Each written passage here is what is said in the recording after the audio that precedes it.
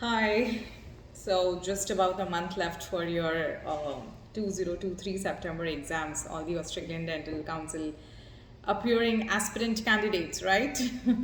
So, yeah, I just wanted to discuss four questions or rather four concepts because as the exam is coming near, a lot of the candidates, actually all of the candidates, are getting stressed out trying to find out the exact right answers to some questions.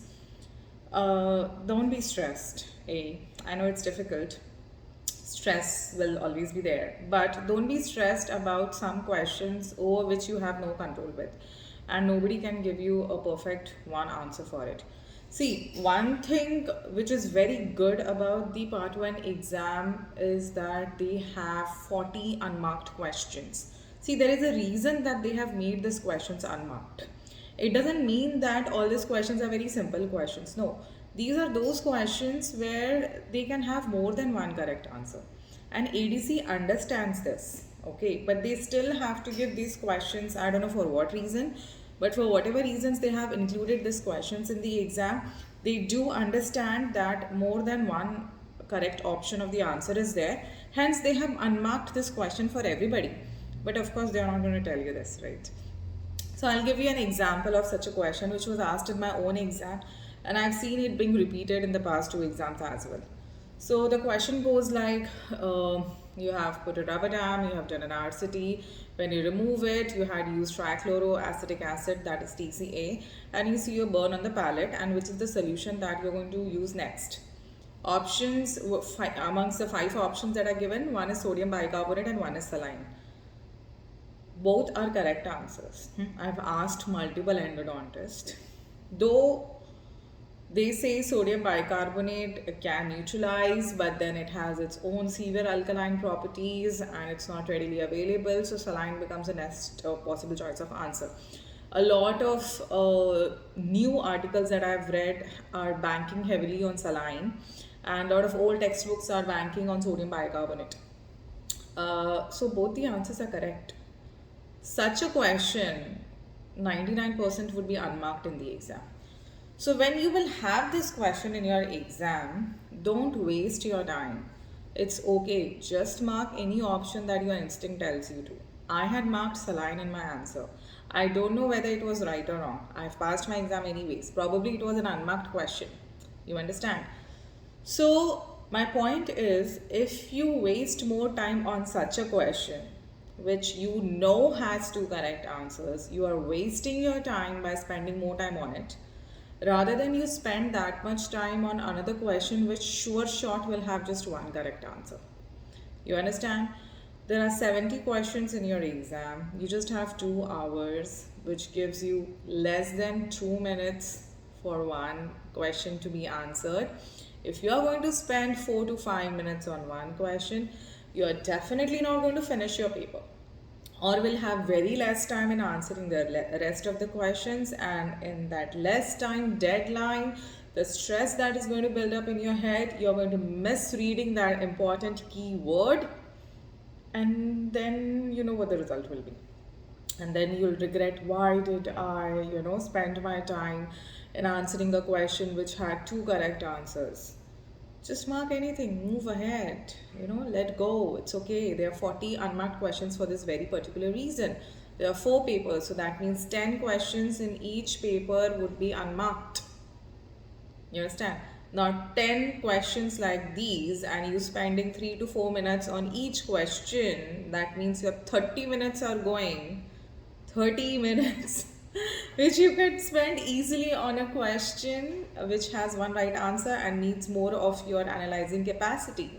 You understand?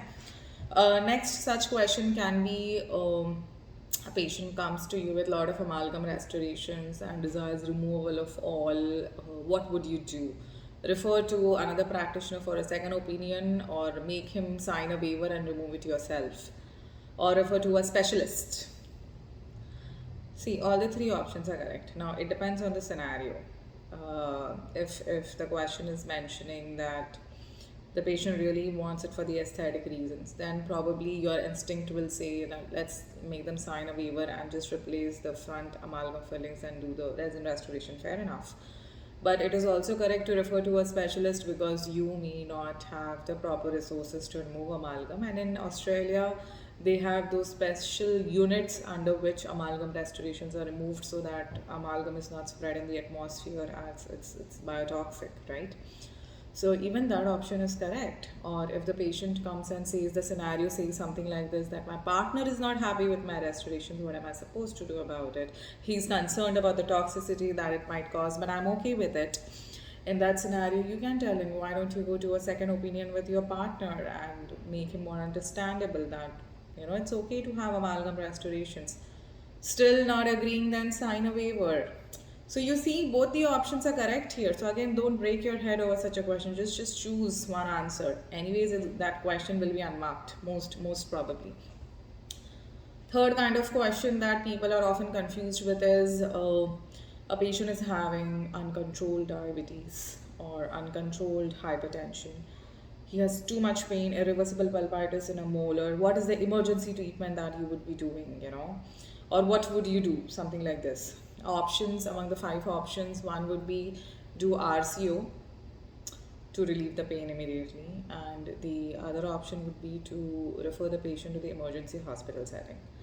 See, both the options are kind of correct, but still, if you want to choose one, I would say refer it to an emergency hospital dental setting, because if some medical complications were to arise, because both these conditions are very, very uncontrolled, you as a dentist will not be qualified or even have the capacity to manage that medical condition. Ask yourself, can you? Something untoward happens on your chair, what will do? You'll call the ambulance, right? Might as well refer beforehand only that patient to an emergency dental setting in a hospital, so that when the emergency hospital dentist is doing that and some complication arises, the patient is in the hospital itself, things can be managed very quickly. So that becomes the right answer of choice. But again, it's not wrong to say, suppose you were in a rural area and such a person comes, you're bound to do RCO yourself, right? You have to relieve the patient of pain. So according to me, neither of these two options are wrong, but I would prefer referring the patient to an emergency hospital setting. But again, if you have such a question, don't break your head. Just choose one of the answers, move ahead. In case you finish your paper early, you can always come back to the previous question in which you were confused and change your answer. But don't waste your time in the start on such a question unless you have finished your paper. Are you getting my point? And the last one of the confusing questions like this would be, the patient had a trauma recently, had a class 2 fracture, comes to you. Which test are you going to do? Options, amongst the options would be vitality, percussion. Well, both the options are correct. It doesn't matter which sequence you do into. But still, you have to choose one answer, right? Choose any, it's okay. You would be doing vitality for the baseline records, not that it would be so much relevant, and you would be doing percussion to see if there is any tenderness present, or to see, and you would also be palpating that tooth to see if it's mobile or not. You'll be doing all these 3 tests. You can choose any of the answer because all of 3 of them are correct. But again, the scenario would be a more detailed scenario. So if your instinct tells you I would be doing this first, just choose that. If your instinct is not helping you at that point of time, choose any one of these answers, move ahead. Because definitely out of the 70 questions, 50 questions will have one sure short answer, which you will also know if you read the question properly and read the keyword properly. 10 questions, like I'm saying, would be ambiguous like this, and that's okay. I mean, ADC has already told you there are 40 unmarked questions. So you cannot think that all the 70 questions will have one sure short answer. No, 10 questions will have 2 answers. Do not break your head. People who are going to break your head in the exam are definitely going to stress out on the other questions. And this is a once in a lifetime exam, because you have spent hours and hours of studies, you have sacrificed your personal, social, family life for this exam, expenses, another thing. So please do not screw up at the exam time. And there are 4 papers, one in morning, one in afternoon, the next day is the same thing. Screw up in the morning paper, you'll be more tensed in the second paper. So don't do that. Just relax, take a chill pill, breathe, have a nice coffee after your first paper, just relax. Don't discuss the questions with neighboring candidates, relax, take a deep breath, close your eyes because you have to be very attentive in the exam. And every 10 questions or so, blink your eyes like this 5 times so that the blood circulation is there. Otherwise, staring at the screen for 70 minutes, constantly thinking, will exhaust you. Okay, and exhaustion, tiredness, stress, these three things are your enemies in the exam. No matter what happens, you have to stay calm, and for that, you need to start training yourself for that. So, meditate daily for 10 minutes. Believe that you can do it. It's not the end of the world, but you are strong enough to go through this exam. You will do it. Have this faith in yourself. Go with this relaxed attitude, and then your brain and your heart will help you in the exam. Understood? So I hope this video helps you. Let me know how it was, and if any other doubtful questions are there, just leave it on the comment. Have a nice day.